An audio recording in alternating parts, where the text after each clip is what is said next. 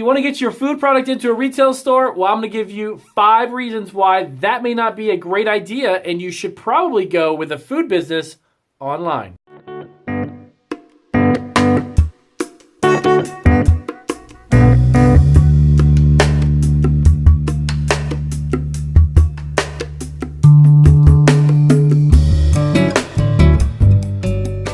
All right, so this is Damien from Marketing Food Online, and I hope you are having an amazing day today. So I'm going to show you 5 different reasons why the idea of having a food product in a retail store may not be the best fit for your food business because of how the internet is growing at such a rate that food businesses are catapulting their sales just by being online. And I'm going to give you the 5 variations and the reasons why I would tell you you may want to rethink the idea of having a food product in a retail store. So before we do that, as always, if you're not a subscriber, please hit that subscription button. We've got over 500 videos to help you get your food business up and running. So let's jump right into it really quick here. I'm going to give you the 5 reasons. Now, these are in no particular order.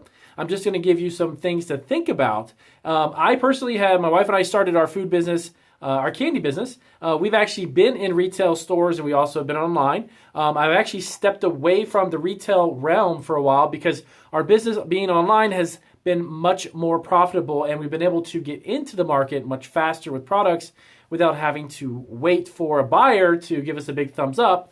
We pretty much give ourselves the big thumbs up and just put it onto our online stores. We do operate 6 stores online. We've actually shipped our products to 15 countries around the world, and we keep growing every year after that. So let me jump right into it. So the number one, the biggest hurdle is the entry to the marketplace when it comes with a new food product.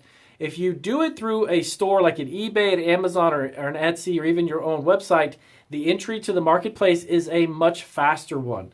Okay, and also the entry to do that is much easier. It's not as difficult actually as you may think. You do have to work at it, of course. Nothing comes for nothing. You got to definitely work at doing it.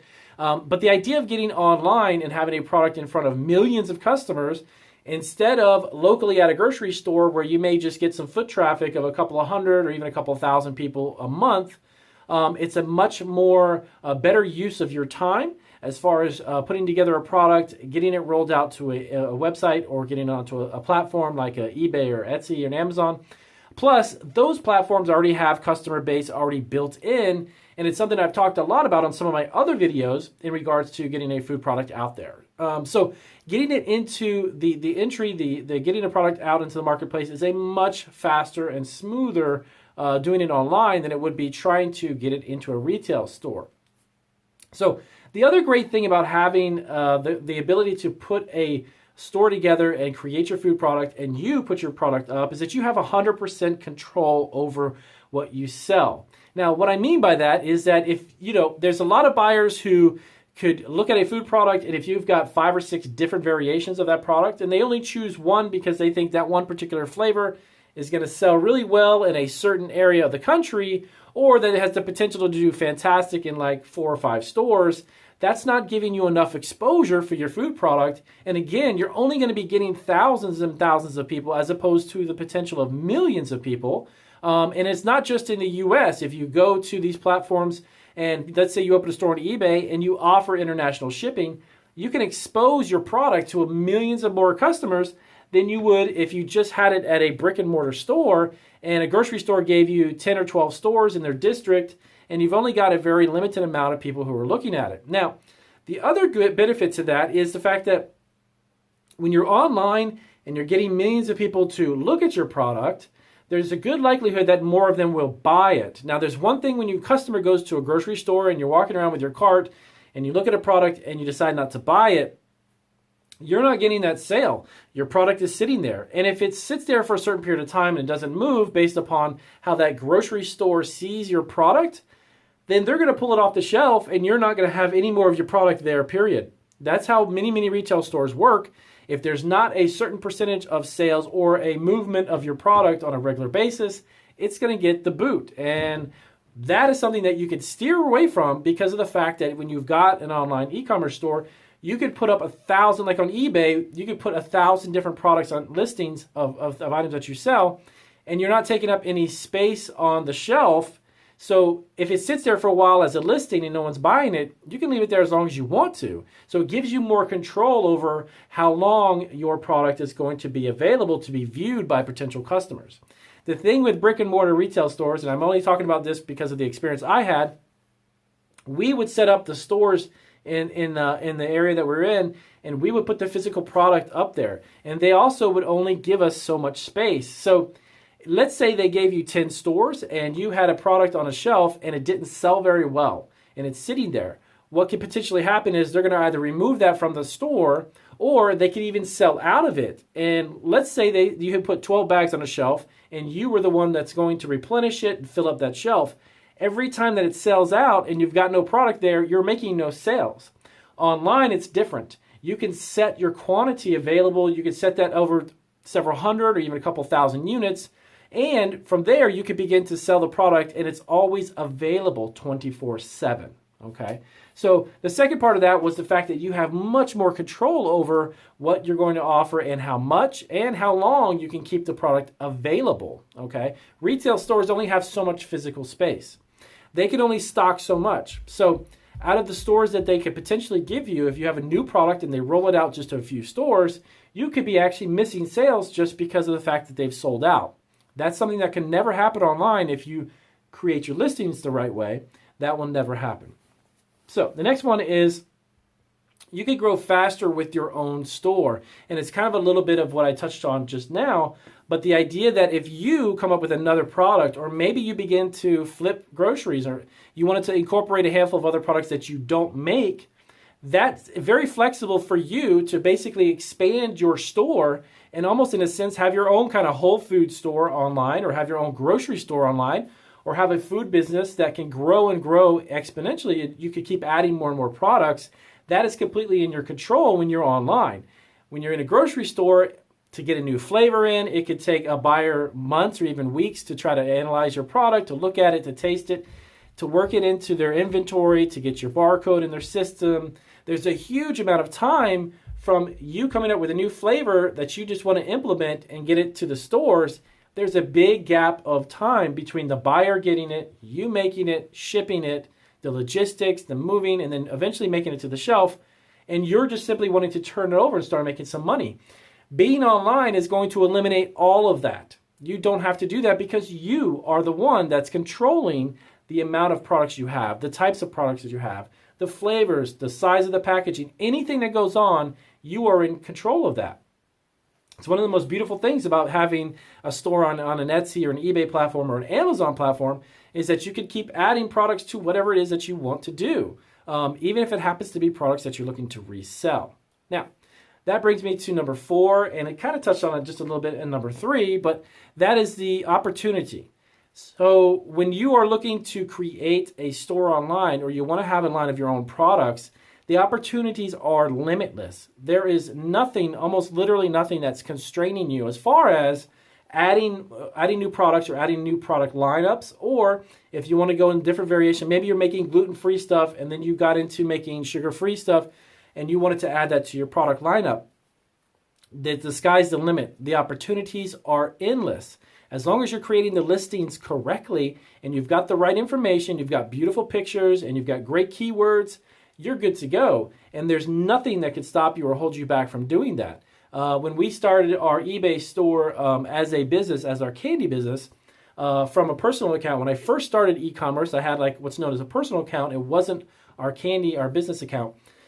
They allowed us to sell up to $50,000 a month through our eBay store just under our candy and snack business because I created a business account with it. So literally, the sky's the limit. And as you begin to sell more on these platforms, you can get an increase of how much you can sell, and it's literally can constantly grow and grow and grow. So however much time you're passionate about it, how much time you put into it, all of the work that you do, it's literally limitless. If you try to do that with a chain of grocery stores and you want to introduce a whole new line of gluten-free products, maybe it's an item that's a line of sugar-free products or something health-conscious foods, that could take months for that product to actually get onto store shelves. And I'm sure you probably don't want to invest a lot of money in product and time and effort to wait months just to begin to get sales. And the other drawback, by the way, that is when you start to begin to sell products to retailers, is that after a certain period of time, if your product doesn't sell, when it comes back, many of them, you have to give them a credit, meaning you've got to give them back that money that they put forth in the product. It's not something that they end up eating. They're going to be the ones who are going to send either the product to you or dispose of it, and then you've got to send them back a check for the balance and the difference of what they didn't sell. Not every retailer is like that, but a lot of them are. Now, that brings me to my fifth and final one. This is one that, like I mentioned just a little bit ago, in regards to investing your time, money, and energies, and all the resources that you do invest in creating a food product. It is a smaller investment and a smaller risk when you begin to create an online business selling food. And here's what I mean by that. So let's say you come up with a product, and you know what we can do? Let's just say this, for instance. This is a barbecue sauce, right? This is a brand. You've probably seen it. Maybe you have, maybe you haven't. So let's say you come up with this sauce, right? And you invest in this. You have to buy the barcode. You've got to get the nutritional analysis. You've got to get the label. You've got to get the packaging, the safety seal, all of that. Now, you want to put this into retail stores. You've invested in creating kind of a prototype of the product. Now it's ready to go. The retailer is going to say, hey, you know what? I would love to go ahead and do 500 cases of this, right? So let's just say, just for an example, it costs you $5,000 to make that many bottles. It's over about $1 a bottle. Let's say it's 5,000 units and it costs you $1. Okay, so let's just say that costs you $5,000. Now, the buyer from that company is going to want to buy that product, and by the time they get it and they put it on their stores, and they're going to tell you that they're going to give you either net 30 or net 60 or net 90 terms, which means you're going to front this. You're going to give it to the grocery store completely done, and they're not going to pay you for 30, 60, or 90 days. Most retailers work off of those types of terms. They do not pay you up front. They're going to pay you in a net 30, net 60. And if you're a new product, some of the stipulations and rules are even more strict and stringent than that. And if it doesn't sell in a certain period of time, in the contract they have with you, you will have to give back whatever the money is that it doesn't sell. Now, you've invested money, time, energy, all of that into creating this. But now it's not really doing that good in the retail stores. And oh, guess what? It expires soon. So out of, let's say, the 5,000 units, you're going to be bringing back 2,000 of them, and they're going to be expiring very soon. So what are you going to do with that many units that didn't sell at the retail store? And the fact that it didn't sell very well, now that store is probably not going to buy the product from you. What are you going to do? You're going to eat the amount of money that's left over, because now you can't sell a product that's going to expire soon. You've already fronted the money, and the investment is already done. Your time off, obviously you can't get back your time, and you can't back all of the resources that you put into making it. Now, let's try another scenario. Going online and you're wanting to start a store. You could potentially use Amazon FBA as a fulfillment center for your product. But you're not going to actually send 5,000 units to Amazon because you don't know if it's going to sell on Amazon. So you send in a couple of hundred units and you start small. A lot less investment and a lot less risk because you're not having to front so much to a grocery store who may not sell it at all. So you're going to just buy a couple hundred, you're going to maybe make just a couple hundred units and send it to FBA, and you're going to have that product now in front of millions and millions of customers online. And guess what? The other really neat trick about having an online store is this, is that every grocery store in the country predominantly doesn't stay open 24 hours a day. It closes at probably 9 or 10 o'clock at night.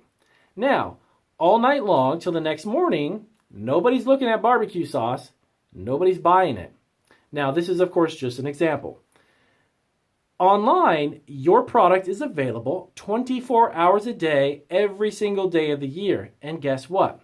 If you use the fulfillment center and they're fulfilling the orders for you, this could be sold at midnight while you're sleeping because someone on the West Coast is buying barbecue sauce. It sounds crazy, but that's actually how it works. So when you want to get into a retail store, there's a tremendous amount of things that are holding your product back from getting in the hands of customers who want them. When you're online, it's different. This can be sold any time of the day, shipped any time of the day, and fulfilled 24/7. So, do you want to get into retail? Do you want to get into online e-commerce? It does take a little bit of learning to understand the e-commerce environment, but it is not as much of an investment of time as you may think it is. Let me put this back. So, those are some of the pros and cons and goods and the bads for selling in retail and then selling online. So once you understand that concept, you could create a food product and a food business that can make revenue for you literally 24 hours a day, period. So if that was helpful and gave you some really good tips, as always, do give me a big thumbs up. If you have questions about anything I just spoke about, let me know down below. I'll be happy to answer them for you. So make sure that you contemplate what is really going to be the best fit for your product. If you put a lot of energy and time into it, retail may not be the best. You may want to think about getting online and starting an online business selling your food product. And by the way, here are 2 other videos to help you grow your food business, and I'll see you on the next video.